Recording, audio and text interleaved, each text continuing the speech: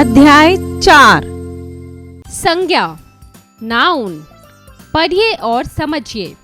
बच्चों, आपने राहुल और विनीता के घर का दृश्य देखा। ड्राइंग रूम में बैठे सभी व्यक्ति वस्तु, स्थान, प्राणी और भाव को प्रकट कर रहे हैं। ऐसे सभी शब्दों को संज्ञा शब्द कहा जाता है, जैसे व्यक्तियों के नाम राहुल, विनीता, प्राणियों के नाम जूली और उसके बच्चे किट्टू और रेक्स, वस्तुओं के नाम सोफा, कुर्सी, गीता, सब्जियां, टेलीविजन, स्थान का नाम ड्राइंग रूम, कुर्सी, भावों का नाम आराम, शांत भाव, खुशी। संज्ञा के भेद। संज्ञा के 3 भेद होते हैं। व्यक्तिवाचक संज्ञा।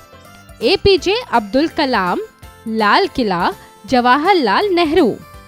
जातिवाचक संज्ञा। लड़का, पहाड़, मैदान। भाववाचक संज्ञा। ममता, क्रोध, लालच। 1. व्यक्तिवाचक संज्ञा। किसी व्यक्ति, वस्तु या स्थान के नाम को व्यक्तिवाचक संज्ञा कहते हैं। व्यक्तिवाचक संज्ञा के उदाहरण व्यक्तियों के नाम विश्वनाथन आनंद, दीपा कर्माकर, मदर टेरेसा आदि। स्थानों के नाम लखनऊ, कानपुर, चंडीगढ़, देहरादून आदि। खेलों के नाम हॉकी, क्रिकेट, बैडमिंटन आदि। त्योहारों के नाम होली, दीपावली, क्रिसमस, ईद, ओणम आदि। दिनों के नाम सोमवार, बृहस्पतिवार, शनिवार आदि। महीनों के नाम जनवरी, फरवरी, मार्च, अप्रैल आदि। ऐसे शब्द जो किसी विशेष व्यक्ति, वस्तु या स्थान की जानकारी कराते हैं, वे व्यक्तिवाचक संज्ञा कहलाते हैं। 2. जातिवाचक संज्ञा। पशु मैदान में चर रहे हैं। विद्यार्थी कक्षा में पढ़ते हैं। सब्जी वाला सब्जी बेचता है। ऐसे शब्द जो किसी प्राणी, वस्तु या स्थान की पूरी जाति का बोध कराते हैं, उन्हें जातिवाचक संज्ञा कहते हैं। जातिवाचक संज्ञा के कुछ अन्य उदाहरण वस्तु, पुस्तक, फूल, फल आदि। प्राणी, स्त्री, पुरुष, पशु, पक्षी आदि। स्थान, गांव, शहर, विद्यालय, नदी आदि। 3. भाववाचक संज्ञा। दादाजी का बुढ़ापा है। बच्चे घुमक्कड़ है। राहुल के चेहरे पर खुशी छाई है। यहाँ बुढ़ापा, घुमक्कड़ और खुशी भावों के नाम हैं, जिन्हें हम केवल महसूस कर सकते हैं। ऐसे ही शब्द भाववाचक संज्ञा शब्द कहलाते हैं। अतः ऐसे शब्द जो किसी भाव, गुण, दोष या अवस्था का बोध कराते हैं, उन्हें भाववाचक संज्ञा कहते हैं। भाववाचक संज्ञा के कुछ अन्य उदाहरण मित्रता, बचपन, बुढ़ापा, स्नेह, मिठास, सजावट, अपनापन, परायापन आदि। आइए पुनरावृत्ति करें। संसार में हर वस्तु का कोई ना कोई नाम होता है। नाम वाले शब्द ही संज्ञा शब्द होते हैं। संज्ञा के 3 भेद होते हैं। 1. व्यक्तिवाचक, 2. जातिवाचक, 3. भाववाचक। प्राणी, वस्तु तथा स्थान के नाम बताने वाले शब्द व्यक्तिवाचक संज्ञा कहलाते हैं। जाति या समूह का ज्ञान कराने वाले शब्द जातिवाचक संज्ञा और भाव, गुण अथवा दोष को बताने वाले शब्द भाववाचक संज्ञा कहलाते हैं। अध्यापन संकेत। शिक्षक, शिक्षिका छात्रों को संज्ञा एवं उसके भेद तथा उनके उदाहरण को समझाएं।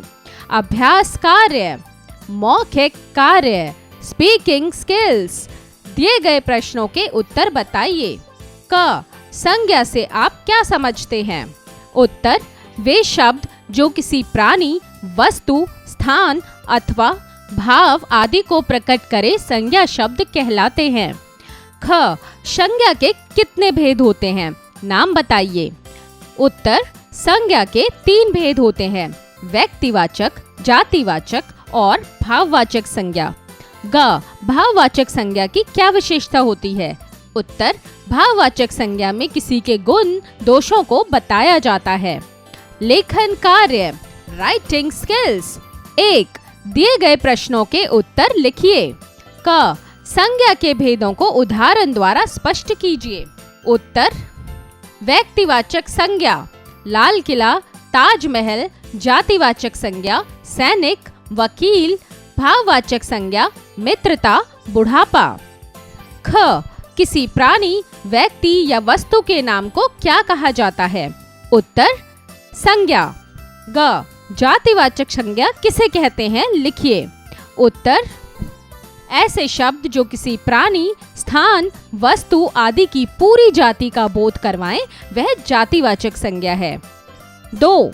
शब्द सारणी में व्यक्तिवाचक, जातिवाचक और भाववाचक शब्द लिखे हैं, इन्हें अलग अलग करके लिखिए। उत्तर: व्यक्तिवाचक रामायण, बाइबल, हिमालय, चंद्रमा। जातिवाचक आदमी, बाजार, पुस्तक, शेर। भाववाचक हरियाली, शीतलता, व्यक्तित्व, सज्जनता। 3. सही विकल्प पर सही का चिन्ह लगाइए। क.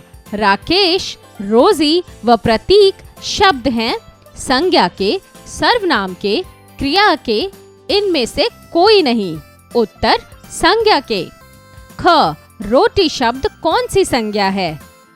भाववाचक, जातिवाचक, व्यक्तिवाचक, इनमें से कोई नहीं। उत्तर: जातिवाचक। 4. निम्नलिखित वाक्यों में संज्ञा शब्द रेखांकित कीजिए और भेदों के नाम लिखिए। क. चुटकुला सुनकर सबको हंसी आ गई। उत्तर: चुटकुला जातिवाचक, हंसी भाववाचक। ख. मंडप की सुंदरता देखते ही बनती थी। उत्तर: मंडप जातिवाचक, सुंदरता भाववाचक। ग. हाथियों का झुंड पानी पी रहा था।